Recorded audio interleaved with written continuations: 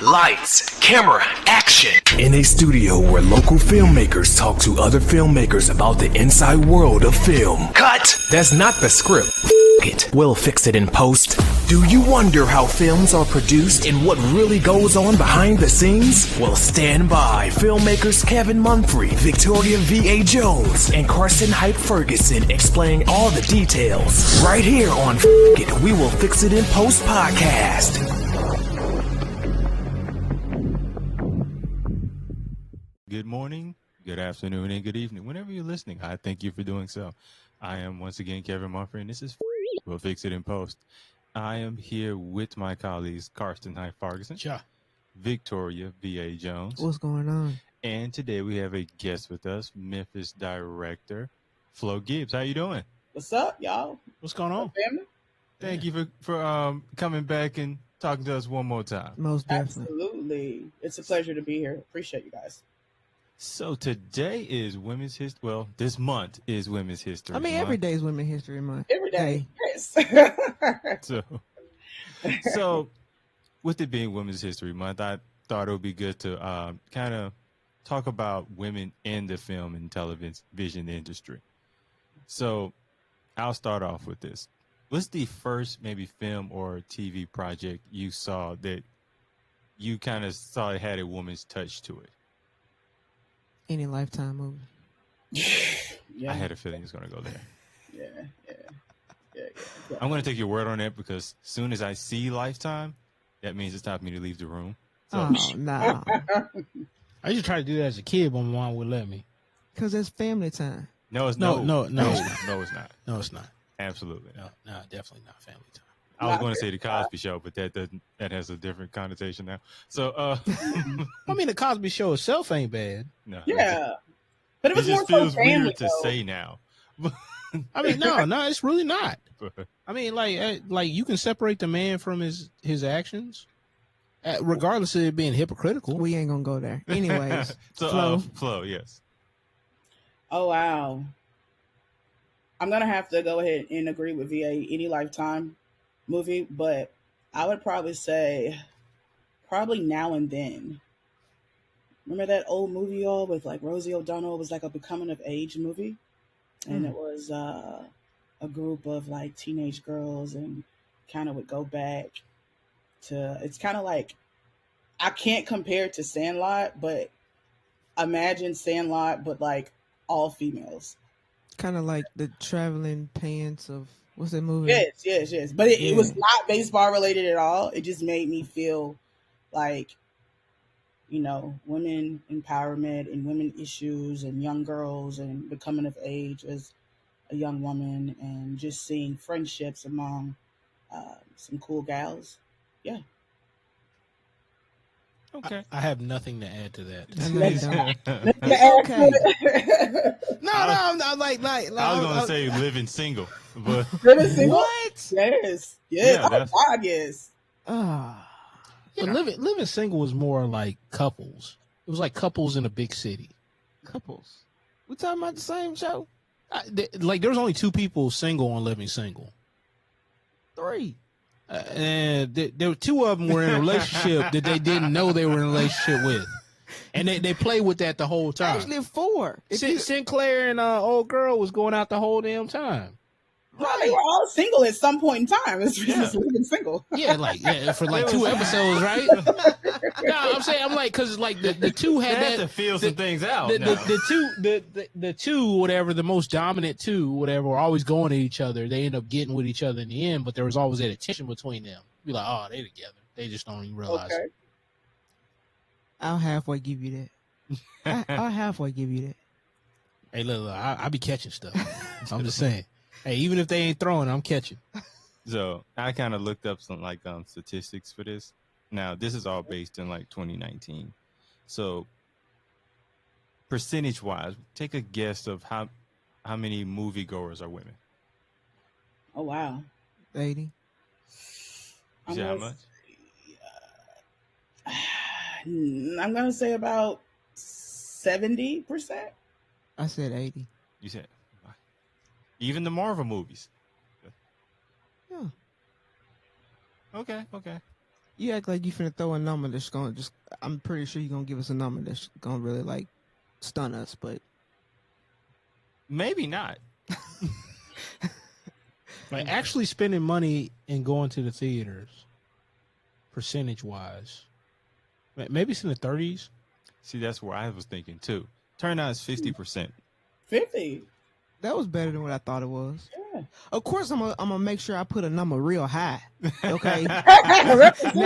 Now it might not be the right number, but I'm gonna make sure I get a high number. It was a higher number than I thought because I would originally thought it was in the 30s. So now, again, this is 2019. Out of 100 grossing films, women represented. How many percentage directors you think? Probably 2, 1, actually Yeah. 1. What happened to going high? Well, I'm gonna give it 15%. 15. 15. I like that number, Carson. Why you ask me? because you want your opinion. Oh, you want my opinion now? Yeah, go ahead. Last show we recorded, my opinion was trash. Let's go 3%. Like, cause you talking about like direct. I guess I was the only one that went high because I was thinking 20. I was wrong. It was actually 10%. Oh, okay. But at least it's double digits. Okay. Yes. I'm happy to know that. Now, Because my heart was in the same place as VA. Like, definitely, I was like, yeah, but I was like, no, let's give us a go. I appreciate that form of thinking. Yes. Because VA went high at one point, and then it was like, nah, let me be a little, let me not bet all my coins on Let me this. come back down to reality. You ain't bet all your money on that one. That's what I see. You got to think though, like they've always had crucial roles. If it wasn't for women or whatever, Star Wars wouldn't have been the way it was because George Lucas's first wife, like, heavily pushed back on him.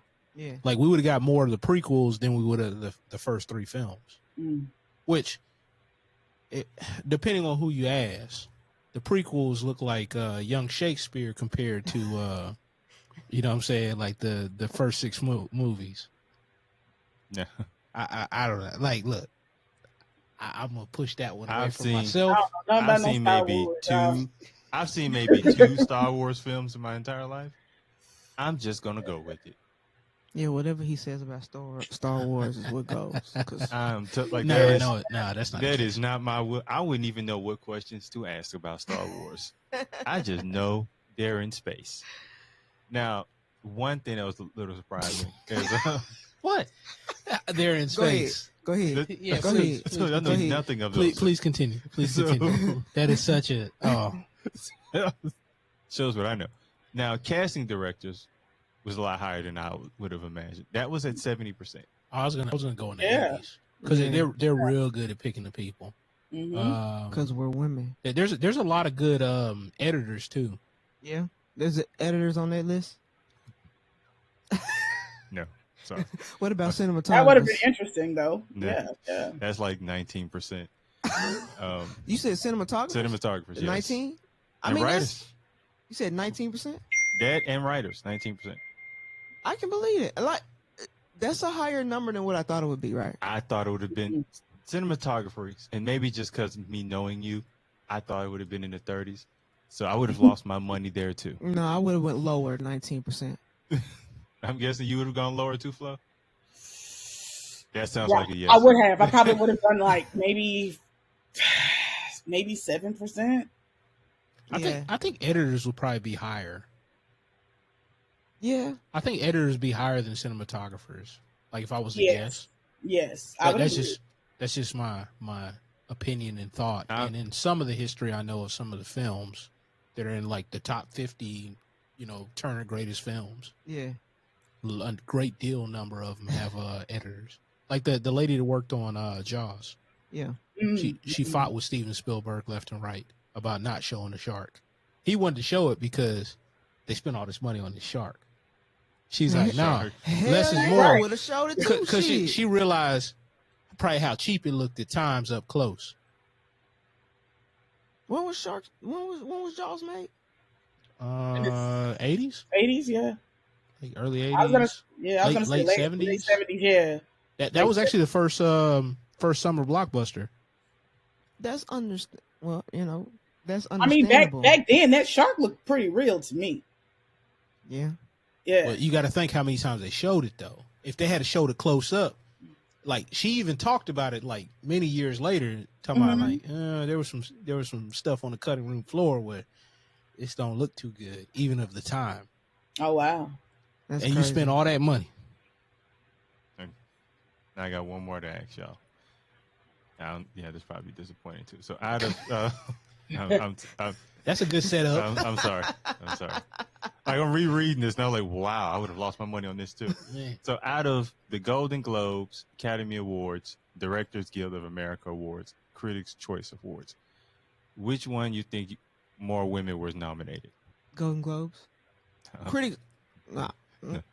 What's name all of them again?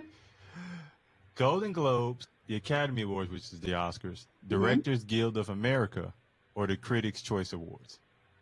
And which one was what now? Where women were nominated the most? We got the most nominations. I'm gonna say Critics' Choice Awards. Man, I hate that y'all was right, but yeah, 10% of the awards were from the Critics' Choice. And you all want to guess the least likely? Oscars. Bingo.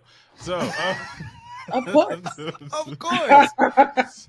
Of course. Why wouldn't it be? You know what I'm saying? Sorry to give out this depressing news. But there is there's a bright side and a downside. So let me hear. The bright side is within 2020, 2021, there was an uptake of women cinematographers, women directors, and editors, and so there's much more representation. Well, that's because of the initiatives. Yes, it went right back down last year. Sorry. I bet. It seemed, at least from my research, it's more of like this up and down swing as far as women representation in film. Right.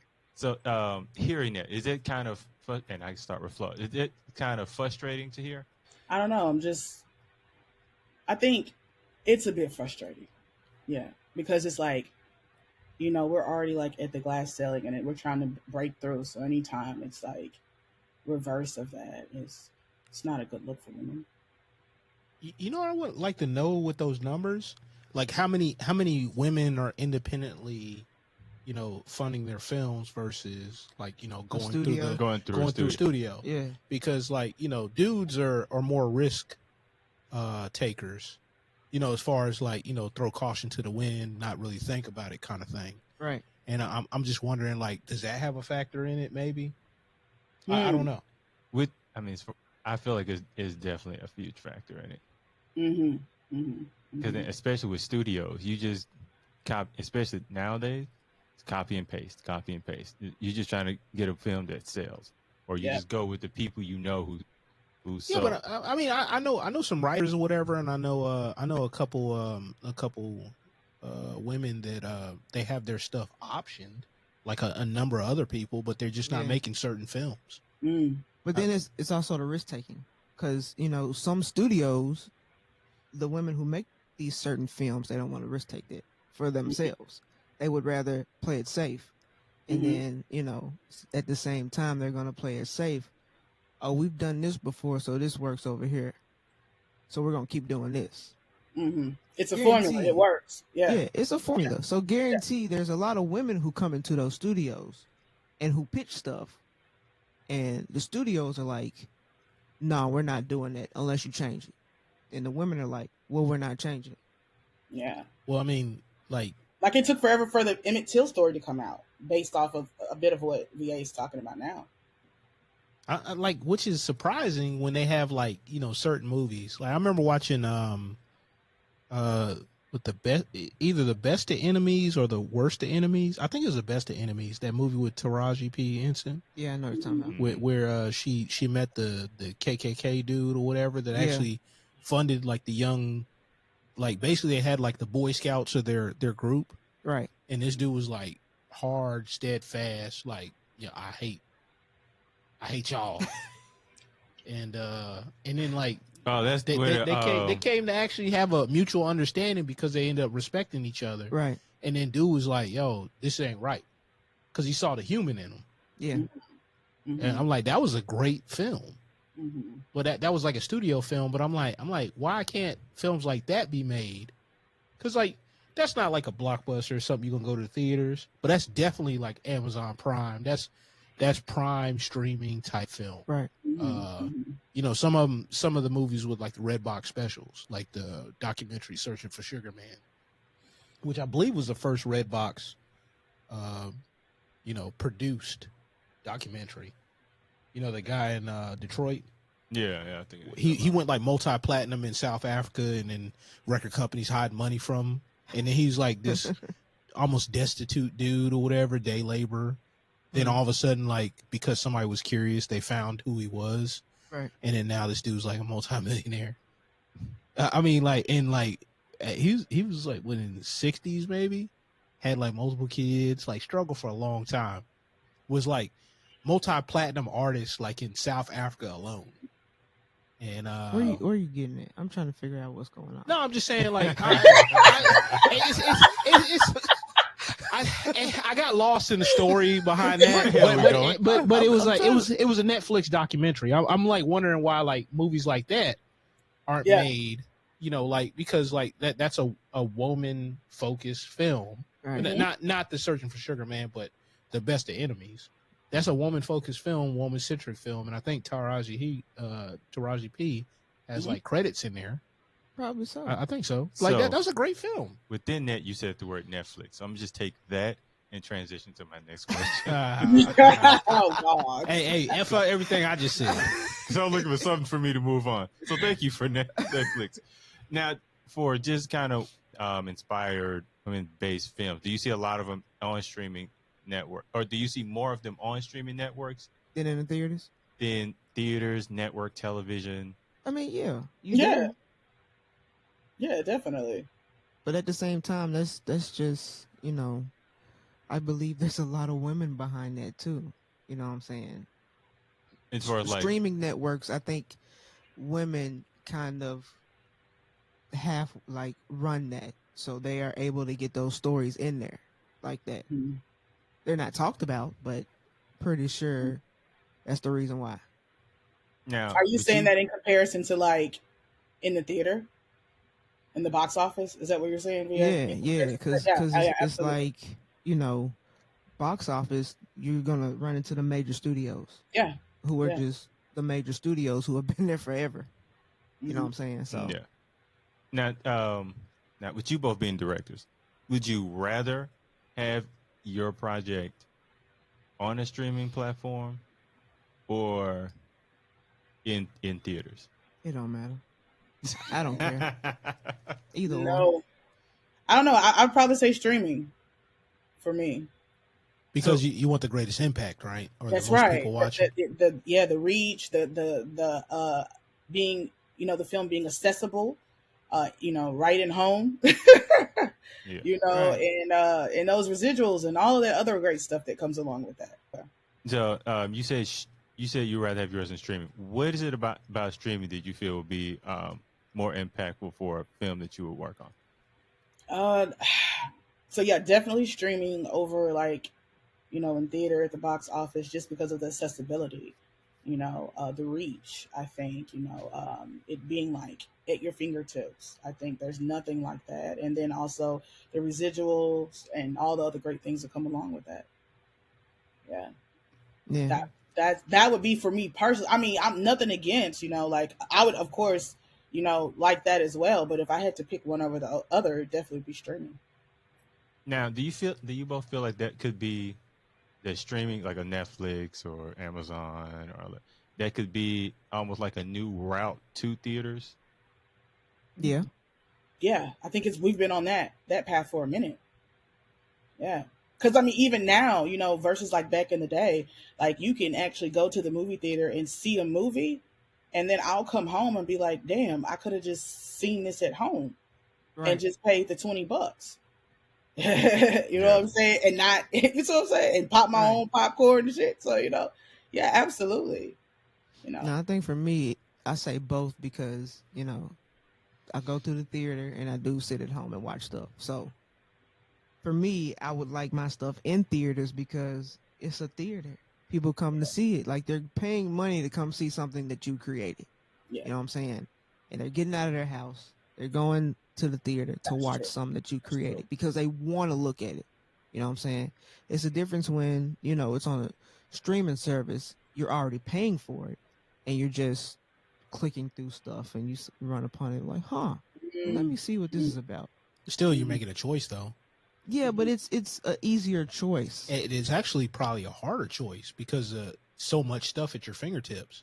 Because you could sit up here and watch TikTok videos like for 12 hours. Yeah, but 12 hours. No, I'm giving an example. Like, because you're competing with everything for attention. Everything. Yeah, like the true. theaters is kind of different because you know we're used to that, like almost like it's like a higher status almost, like if you have a movie four-walled. I'm going for the highest status. I mean, that's cool. So the theater is still the highest status for you. The prestige because- of it, like that. Yeah, I think nothing tops the prestige of like the feeling of having your film in like the box office and people actually paying for a ticket and choosing this is what they're going to do on a Friday or Saturday night to go see your film. You know, I guess nothing beats that. Yeah.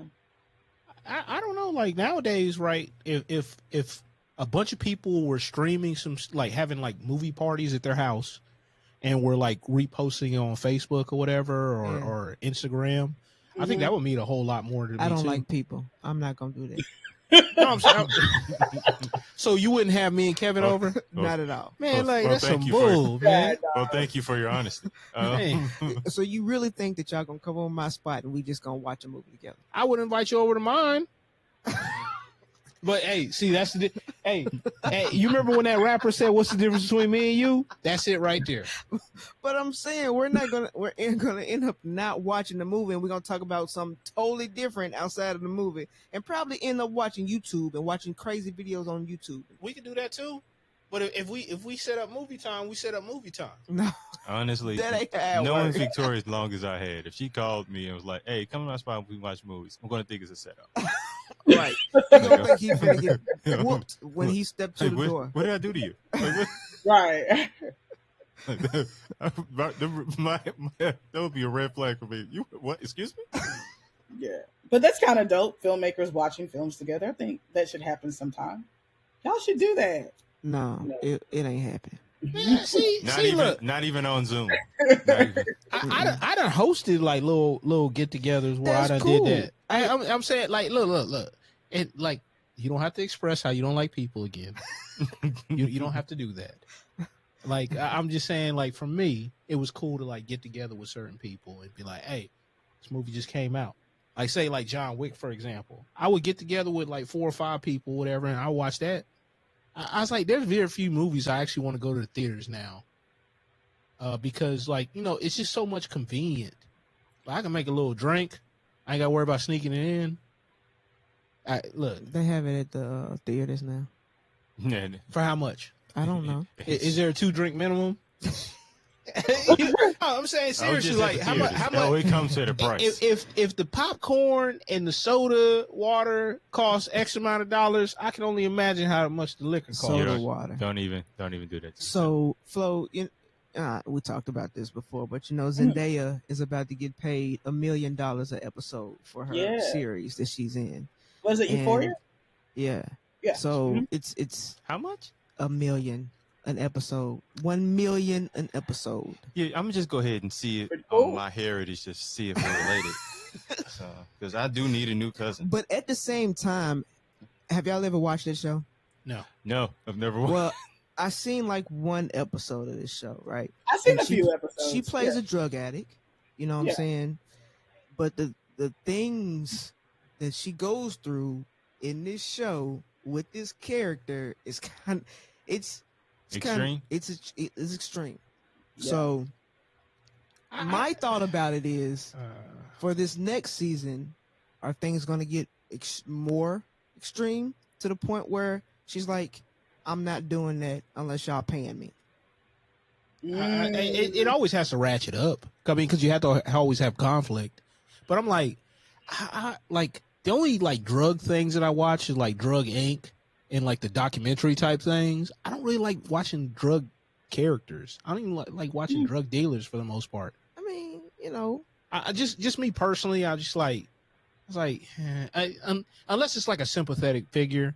If you can give me like more Walter Whites, I would be more into like drug series. Absolutely. Like, I mean, I never watched The Wire for that reason, only because I thought it was like kind of perpetuating like the whole stereotype. right? But I'm like, I hear it's a great show, and I've seen clips. Yeah. And I don't know. This is me personally. That's my personal thing. I'm just saying, you know, she's about to get paid, you know. So the show is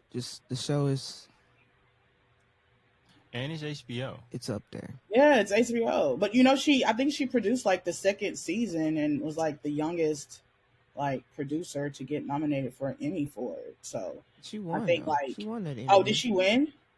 Yeah, so or did she win a Golden Globe? I thought she won both of them. She won both, the Emmy and the Golden Globe. Okay. So of course that impacts pay, Emmy, yes. right? You know, the awards and stuff that impacts pay. You know, right? Now I'm just thinking of like if we brought up HBO. Do you think like these I don't know call these sub channels or whatever, but like the HBOs, the Showtimes, stars? Do you think they're a little more kind of risk? They're more adaptable to taking risk on. They always been. Because you got to think, you got a baked in audience. So if somebody's paying a premium for something, they're going to watch it. Well, I'm not going to say that all the time now because Hulu is like an example, right? Where it's like a second tier kind of streaming service. Yeah. So it's like the second option, and it's not somebody's first. Somebody's going to have like Netflix or something else first. But if I'm paying that premium for HBO, you best believe I'm watching every episode of Adam BC.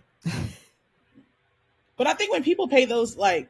When they subscribe to that, I think what's happening is like it's for a specific show. Yeah. You know what I mean? Yeah. And so it might not even be for any other reason, but just so that they can see this specific show. So yeah, they might not even watch. I know I'm guilty of that. I might not watch anything else on it, but just like just that one show.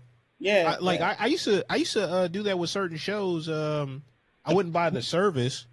I would go to iTunes and just buy the show outright. Look, we know we're talking about power. Okay. No. Seriously, like I did that when I used to watch The Walking Dead. Yeah. Yep. I would go to iTunes, buy the show, and I had to wait till midnight to download it, and I wake up early to watch it, so people wouldn't mess it up for me the next day. Or you just don't listen to them. F them. I was like, no. You know how hard it is to avoid like 30 people. Social media. They can't wait to. They were like. I have to tell somebody. That's how they look. I have to tell somebody. Really? It was almost bursting out of them. Did you watch it? and then whenever somebody watched it, you had to leave the room because like they had to talk to each other about what happened last night. So back to Flo. My bad. So why do you think pay in Hollywood is so hard for us to be equal in it? Whew, that's so loaded. I would just have to say, in general, just women's pay across various different industries. You know, just various different industries is always going to be less. It always has been.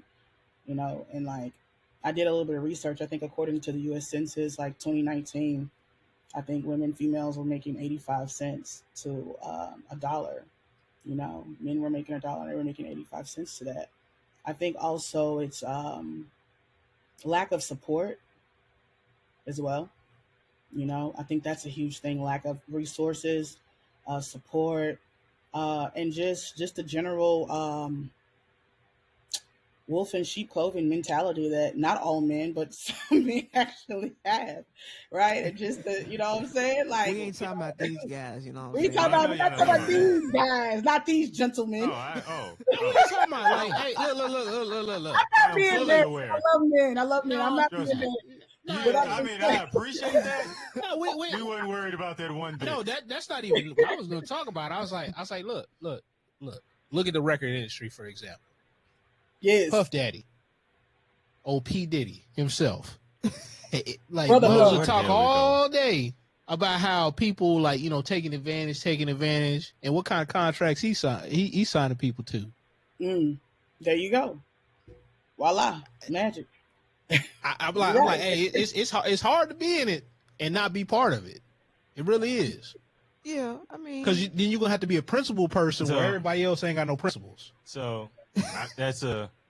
I didn't even know why you was bringing that up, but you did bring up something interesting. So I wanted to kind of take it. So do you think that maybe entrepreneurship in film is a way of kind of could change that narrative? So instead of being part of a system, enough women owning maybe production companies. Yes, right? Yes. Until there's a point to which now you have to acquiesce to a woman's form of thinking to how this show is aired. Certain things that maybe a male producer go, well, this has always worked. And to go, no, this is not what we do now. Or to a point where they can go, okay, we're just not going to shoot at this studio, to where it gets to a point where they could lose money. That's also to say that you got to take a stand. So who's willing to take that stand? You know what I'm saying? So you look at there. No, seriously, disruption. And it's like, and if it's going to sell, why not offer it to the people? I'm like, it makes no sense to not tell the stories that other people want to hear or present it in such a way. Remember, I'm off the cuff anyway. I'm out of it. I'm out of the ordinary. Yeah. I don't necessarily like the cookie cutter approach, and it's not working the way it used to, because law of diminishing returns. You can only do so much of the same thing and get the same return. Yeah, you're right. But there's a lot of people who at the same time don't want to take that risk, and they're still making the money. The Marvel films aren't doing as well as they used to. Yeah, but that's Marvel. That's an example though. Yeah. That's a cookie cutter formula. It used to be like, hey, anything that you did and you put Chris Hemsworth in with a shirt off, it's gonna make X amount of dollars. That's not the case anymore. You don't have a license to print money anymore. Not with that. You're gonna have to tell something more compelling. But they still making their money though. They're making their money back, but they're not making as much money. And the costs are ballooning too. Like all studio films are like that. If you look at it, and then this stuff goes cyclical too. If you study like film history, like they almost, like a bunch of studios almost went bankrupt until somebody came in, disrupted it, and changed the whole thing. A la the Jaws and all that stuff. And that documentary that was made by that one lady, the daughter of the guy or whatever that funded a lot of like New Line Cinefilms and all that stuff. Yeah. Without him, we would have no Terminators or all these other things. And then something had happened politically or whatever, and they basically shunned him, pushed him out. But then everybody forgets about this guy. I spoke with his daughter or whatever on Facebook or whatever. Great documentary. It's like the Hollywood Banker, I think is the name of it. Great documentary. His daughter did a hell of a job. I was like, damn, if he was alive, I want to meet him. I honestly, because the documentary's done so well, I wouldn't mind like actually speaking with her over the phone. Okay.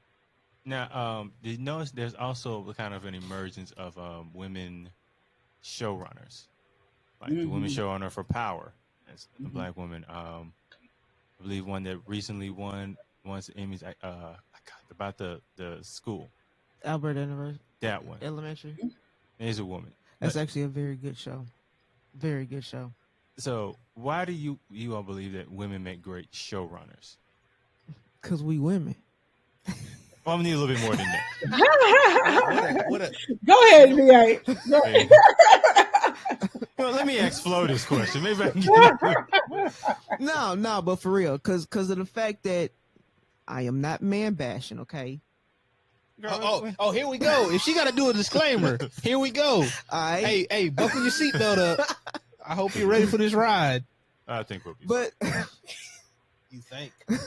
But we feel a little bit different. We feel different. We put things in perspective differently. You know what I'm saying? So when developing a show, you're gonna see the aspects of everything.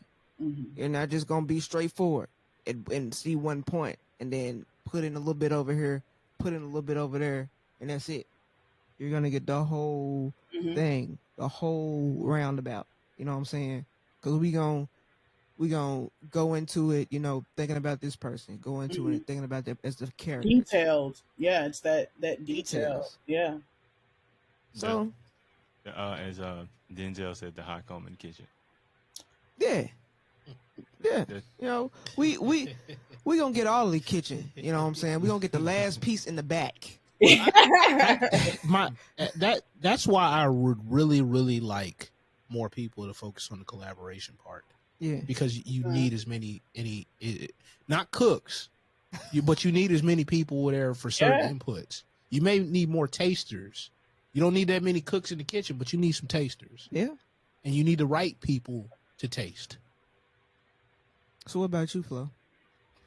No, I mean, I totally agree with what you said. It's just that personal touch and just looking through the lens of a woman. It's that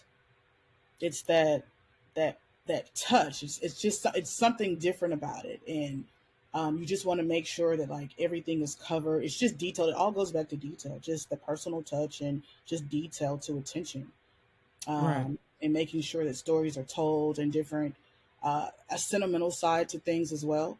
To be able to also embrace other people. I think women are probably more diverse in thinking than men. Yeah. So now I want to kind of talk about you two's like experience in making films. So, have you ever had an experience while making a project that you thought to yourself, "This is only happening to me because I'm a woman"? All the time. Oh yeah. Let's flip a coin. Give me one. Yeah. I mean, I can't give you any because whoever listens to this, they're gonna know for a fact. So, I've had that experience for sure. So let me make this question a lot more vague to save the innocent. What are things that you believe a woman will go through in filmmaking that would be that would make the process harder just because she's a woman? Oh, you walk on set and walk with a certain group of people, and then they think that those are the people in charge and not you. Yes. And my thought process: why are they talking to them about this when they need to be talking to me about it? Do they not know who I am? Mm-hmm. So now, have you ever had? I don't think about a situation where you're coming in as a director, but they're kind of looking at you as a cinematographer? I can't say anything because most of the time I am the cinematographer. I'm doing both. Mm-hmm. But would you ever kind of get the feeling of if they just looking at you as a cinematographer? I gotta think. I mean, I don't think it's. I think for me it's the opposite. They more assume that I'm the director than cinematographer, but yeah. Now, do you ever have the issue of like even just directing people? Because I get they may take being direction from men different than they would take it from a woman. Have you ever kind of caught that issue? Oh yeah. But I meet the energy though. I got That's a very polite way of saying it. I like that. That's I like that. very. I need that energy though.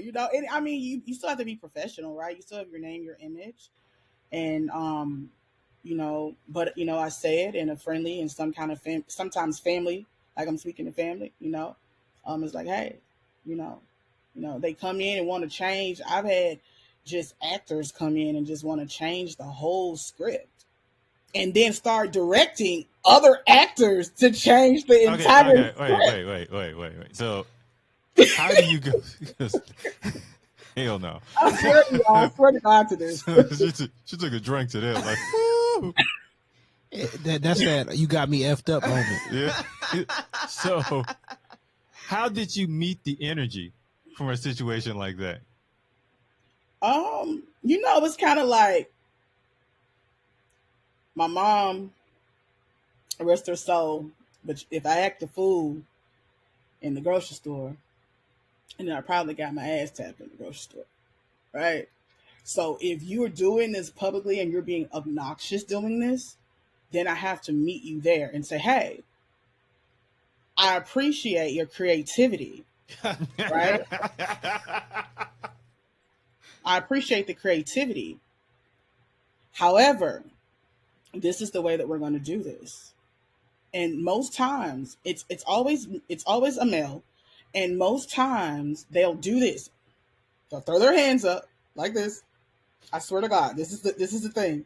Oh, my bad, Flo. It's, no. Going on away. Yeah. She's got the whole situation. Okay, the hands up. We're good now. All right. Yeah. We And then got they'll an come to me understanding. privately later on and say, I hope I didn't offend you. And I'm like, oh no, and I don't try to make, I'm not like quote unquote a bitch about it, but it's just like, hey, I appreciate the creativity, but that's not what this story is about. Yeah, that would be cool, maybe in like a sequel that we'll never do. But but at the same time, it is what it is. But I mean, going back to even what you were saying, Kev, I purposely have a male business partner, because sometimes it is kind of a bit of a struggle. Sometimes they need to see a male like presence in order for our projects to get the respect that it deserves. Oh, and yeah. And I know the importance of that. And I specifically was like, I wish I could, but I think it'll serve myself a different perspective on how we do things, just to have a male involved in it. And then when talking business and sitting down with like sponsors and other partners and stuff, it helps. Even if he says nothing, even if I do all the talking and he sits back like the cool dude he is, network, and says nothing.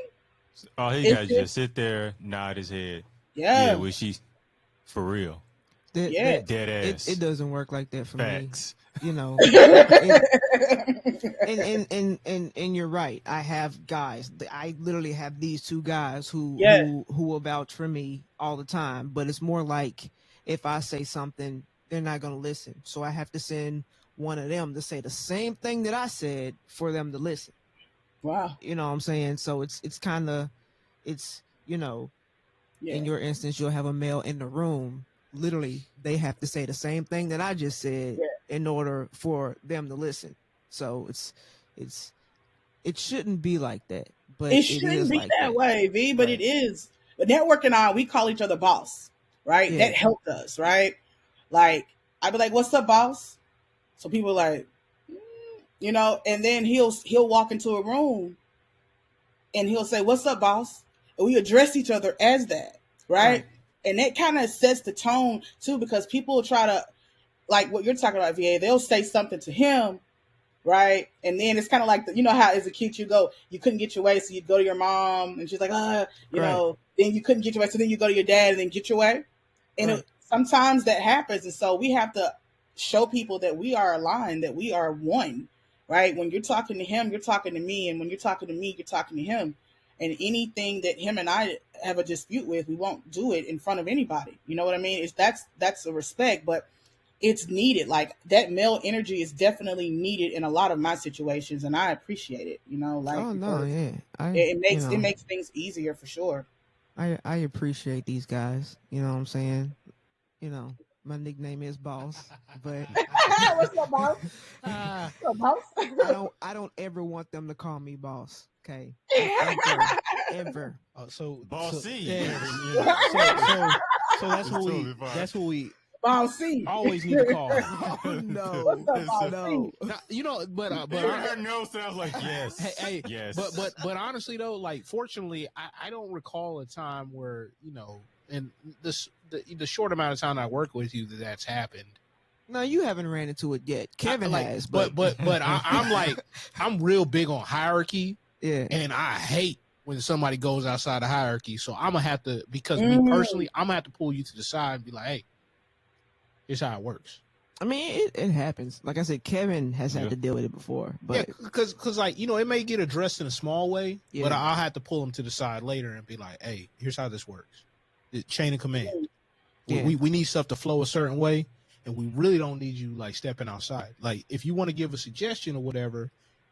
This is not the time to do it right here. Yeah. You have to do it during this time. And if you weren't there for these particular times, I want to hear nothing. Nothing.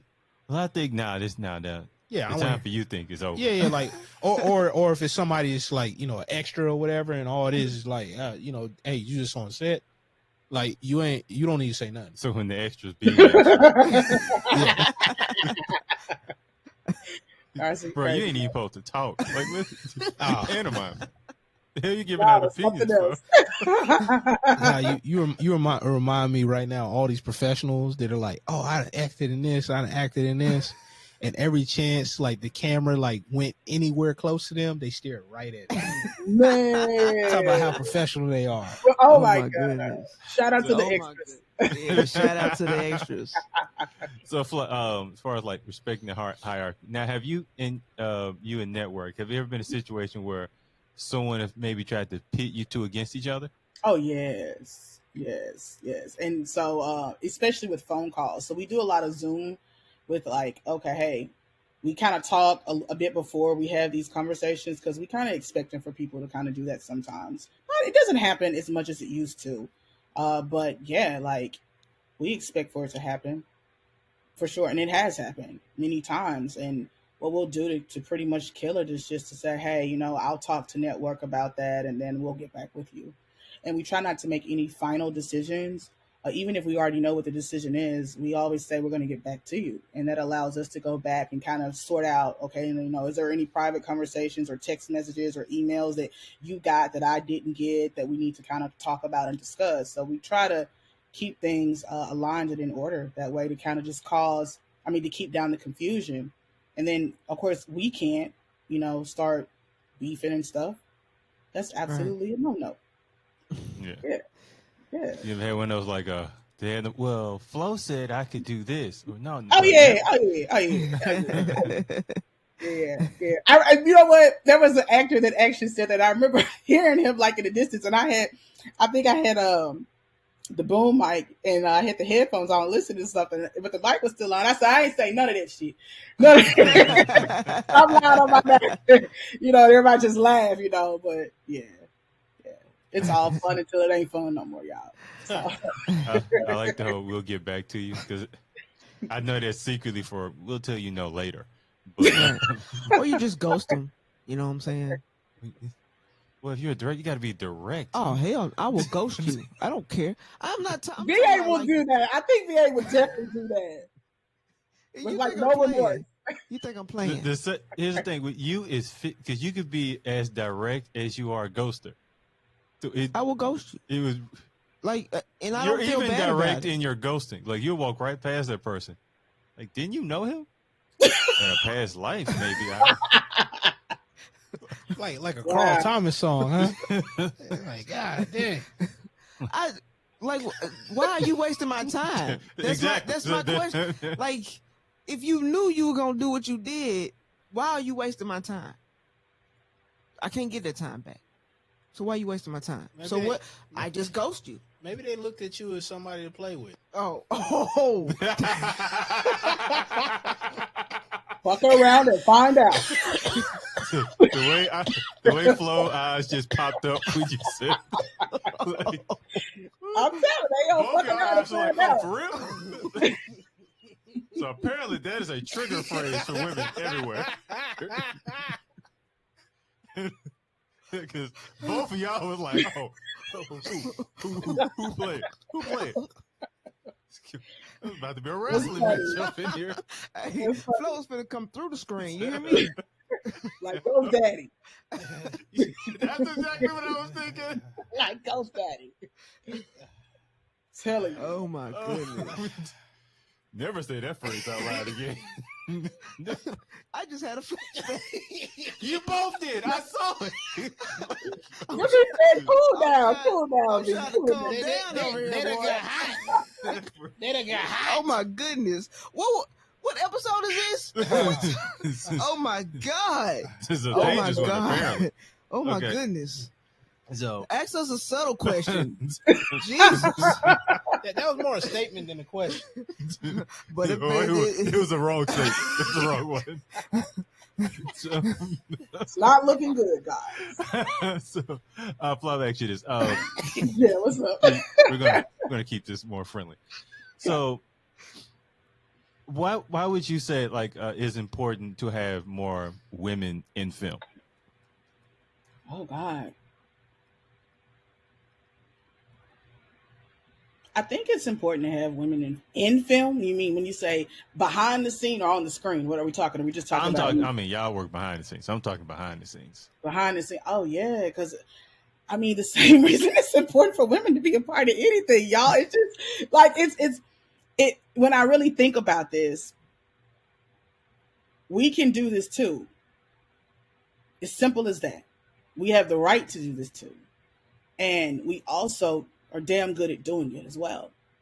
And I think having that representation is kind of we're helping open up the doors for some 5-year-old or 12-year-old girl that picked up a camera or has a story to tell, right?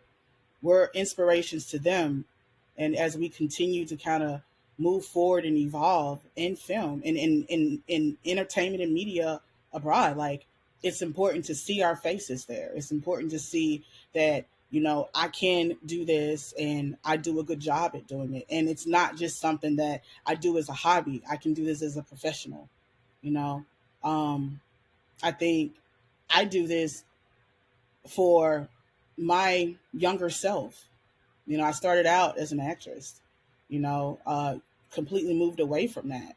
But then I'm like, yeah, I'm doing this for my younger self and for all the other young Flows and VAs and other girls out there. It's like, we can do this, y'all, and we do a good job at doing it. I think it's important to have us there because, if you're going to have us in front of the camera, we should also be behind the camera, being able to direct those talents as well and have a personal touch and input and influence on those talents. Right. And not to say the same thing that women can tell those men's stories too. You know what I'm saying? Yeah, that's true. You do your research, women can tell those men's stories too. Put it down on paper and direct it, put it together, and it'd be just as good as a man telling that story. Well, director wise. I'm like, for me, it's perspective. Yeah. Each story needs to be told in a certain perspective to get the most out of the story. Right. Yeah. So, that's all it is for me. Like, I don't care the sex, creed, religion, anything like that, because like, you're going to have the right people around you. You should. Right. You should have the right people around you. If you don't, that's a you problem. Like, if you can't find the talent to be able to, like, help you out. Right. Because like, it's a collaborative thing. It's a team sport. Yeah. And, like, it's our job to create the best team. And I think everybody's is, the right people need to be for the right project. Do you think the representation of, like, and not just necessarily women, but like stories of people of color, I think people of color need to be involved in those stories about women or LGBT. I think the representation needs to also be involved in how that story is told, right? Right. And not just having a whole bunch of men telling stories about women issues and problems and things, right? Well, so, I don't think I would necessarily be comfortable without, telling certain stories without certain inputs. And like, even just like, even from a outsider consultant, it'd be like, hey, if it's like if I was telling a Jackie Robinson story, I would want to have some ties to the family. And then I would want to have the family's okay. Right. Especially a historical story like that. And it wouldn't matter like if it was Jackie Robinson or if it was like, insert what's the first female astronaut, the Emma C something. Yeah, like if I was telling her story, it'd be the same way. I would want family buy-in, and I would have to have a woman in a critical role to be able to tell the story. That story. Yeah. Right. Now let's think like, now rather purposely or impurposely, films and television shapes narratives. Yes. Yeah. Yeah. And you show a film of a certain group of people in a certain way long enough, the society in which this film lives in believe those people are what they saw in those films. Especially like a lot of how people, especially Black people, are seen throughout society. Right. Film and TV, rather purposely or impurposely, has shaped that narrative. And I mean, for decades, how women have been seen throughout society, what we've gotten from film is probably gotten from film and television. Yeah. You can make an argument they've been sexualized a lot sooner. Music videos. Yeah, through music videos, movies. So there's this expectation to be seen a certain way. Yeah. Mm-hmm. So now you're dealing with a society that has judgments upon you that women had no say so in. Mm-hmm. Well, I mean, hey, gotta be careful because some of the casting directors, a great deal of those music videos have been women, and it may not necessarily be the money people, but they have people involved in certain parts of it. You talking about the booty shaking music video? Yeah, a lot of them. Like they like exclusively they'll have like videos. they'll exclusively they'll have female casting directors. Yeah, that's because they don't want no lack. I believe that I mean, I would not do that, but I believe that the men were like, well, we don't want no lack. Let's just get a female in here to do it. Right. I'm pretty sure it's one of them females who was in the booty shaking video and was like, well, I'll do it because I know what it is shaking my booty. Well, I know at least one that wasn't a booty shaker, and she's a very respectable woman. And she hadn't done like a ton of the booty shaking music video, but she was casting director for music videos for a long time. Oh wow. Well, Yeah. Male or female, some ass was gonna be shaking in that video. Some tips was gonna be drilled. Well, I'm glad you said that. I'm glad. No, seriously, I'm glad you said that because You're welcome. Nelly got a bunch of flack for doing the credit card thing, but it was that woman's idea. She's like, "Oh, you should do this to me." yeah. And I'm like, that's a tough one. I ain't doing that.